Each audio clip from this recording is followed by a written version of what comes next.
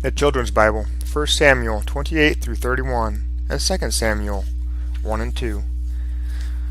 Saul and the Spirit of Samuel. Now the Philistines gathered themselves together, and came and pitched at Shunem. Then Saul gathered all Israel together, and they pitched in Gilboa. And when Saul saw the army of the Philistines, he was afraid, and his heart trembled greatly. But when Saul questioned the Lord did not answer him. Then Saul said to his servants, Seek me a woman that is a medium, that I may go to her and inquire of her. And his servants said, There is a woman that is a medium at Endor.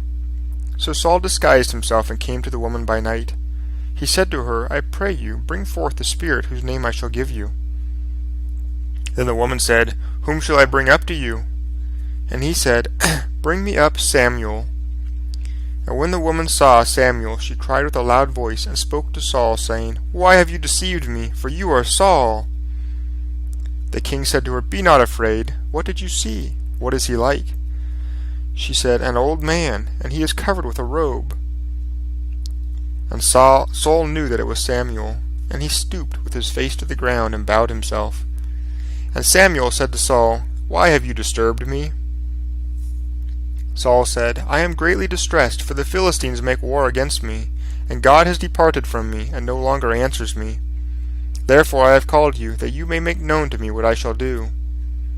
Then Saul said, Why do you ask me, seeing that the Lord has departed from you, and has become your enemy? The Lord has done to you as he spoke by me. He has broken up your kingdom, and given it to your neighbor, to David. Moreover, the Lord will also deliver Israel with you into the hand of the Philistines, and tomorrow you and your sons shall be with me. Then Saul fell flat on the earth, and was too much afraid because of the words of Samuel, and there was no strength in him, for he had eaten no bread all day nor all night. The woman saw that he was troubled, and said to him, Let me set a morsel of bread before you, and eat, that you may find strength when you go on your way. But he refused, and said, I will not eat. Then his servants, together with the woman, compelled him to eat. He arose from the earth and sat upon a bed. Saul and his servants ate. Then they rose up, gathered their things, and went away in the night. Now the Philistines fought against Israel, and the men of Israel fled from before the Philistines, and were slain by them on Mount Gilboa. And the Philistines followed closely after Saul and his sons, and Saul himself was hard pressed in the battle and severely wounded by the Philistine archers. Then Saul said to his armor-bearer, Draw your sword and run me through with it, lest these heathen kill me, and then dishonor my body. But his armor-bearer dared not do such a thing. Therefore Saul took a sword and fell upon it. And when the armor-bearer saw that Saul was dead, he also fell upon his sword and died with his king.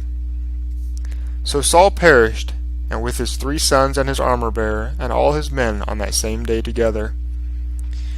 And when the men of Israel, who were on the other side of the valley, and the other side of the Jordan, saw that Saul and his sons were dead, and his army defeated, they forsook the cities and fled. And the Philistines came and dwelt in them. When David learned of the death of Saul and Jonathan, he tore his clothes and fasted, and so did all the men who were with him.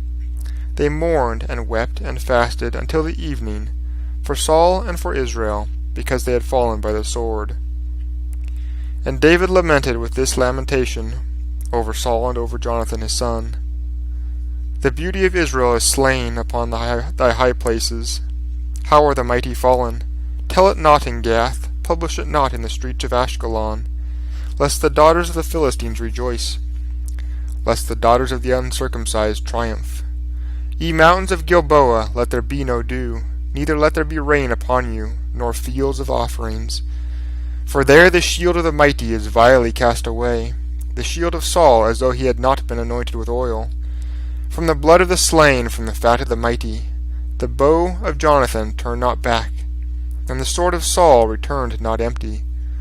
Saul and Jonathan were lovely and pleasant in their lives, and in their death they were not divided. They were swifter than eagles, they were stronger than lions.